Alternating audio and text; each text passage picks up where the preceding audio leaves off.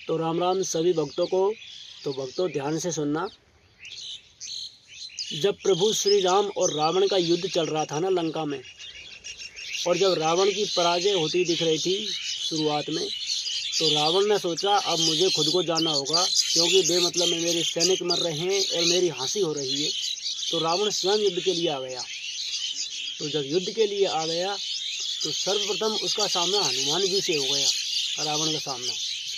और हनुमान जी से तो रावण वैसे ही पहले से ही चढ़ रहा था, क्योंकि सारी लंका हनुमान जी ने जला दी थी।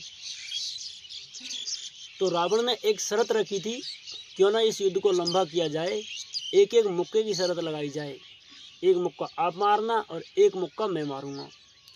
हनुमान जी महाराज ने बोला कि ठीक है। हनुमान जी महाराज ने उसकी शर्त स्वीकार कर ली। फिर हनुमान जी महाराज ने कहा कि पहली बारी आपकी है। नहीं, रावण ने कहा हनुमान जी से कि पहले आप मारोगे। तो हनुमान जी ने कहा नहीं, पहले आप ही मार लो, कहीं ऐसा न हो कि यदि पहले मैं मार लूँ तो आपको दोबारा मौका ही न मिले मुक्का मारने का। ठीक है, रावण ने कह दी पहले मैं मारूंगा, ठीक है। तो रावण ने हनुमान जी के यहाँ मुक्का मारा।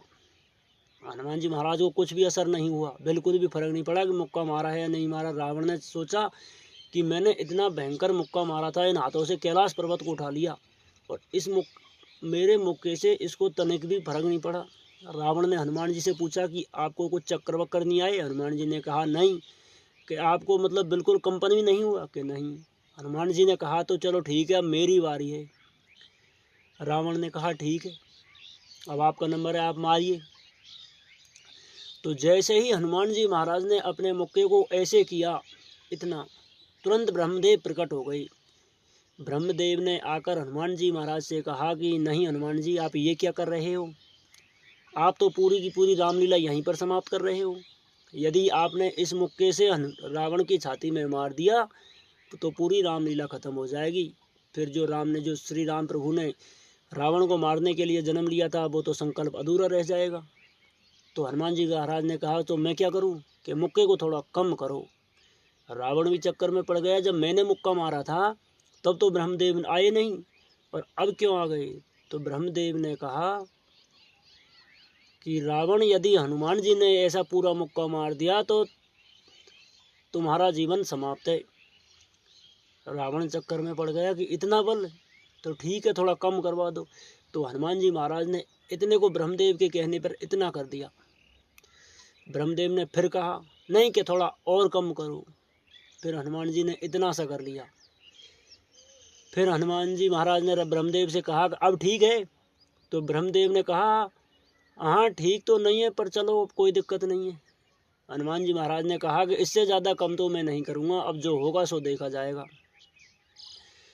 तो जैसे ही हनुमान जी महाराज ने मुक्का मारा रावण की छाती पे, रावण बेहोश होकर धड़ाम देने से ज़मीन पर गिर गए। और जब होश आया, कुछ क्षणों बाद में, घंटों भर बाद में जब होश आया, तब रावण की आंखें खुली तो रावण बेहोश अचेत धरती पर पड़ा था। रावण ने चारों तरफ देखकर कहा कि क्या हो गया, क्या हो गया?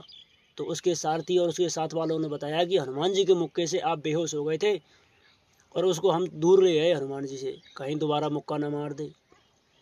तो रावण ने सोचा इसमें यदि इतने से मुक्के में इतना बल है, तो यदि पूरा मुक्का मार देते तो मेरी तो जीवन लीला समाप्त हो जाती। तो इतना बल था हनुमान जी में। आप दिमाग लगाओ कि इतना सा मुक्का देने पर रावण बेहोश हो गया, तो हनुमान जी महाराज में कितना बल होगा। यदि आपको हनुमान जी महाराज की वीडियो पसंद आई हो, और यदि हनुमान जी महाराज के सच्चे भगत हो, हनुमान जी महाराज से प्रेम करते हो, तो कमेंट में जय श्री राम लिखकर चैनल को सब्सक्राइब जरूर करना। जय श्री राम, जय बालाजी महाराज की।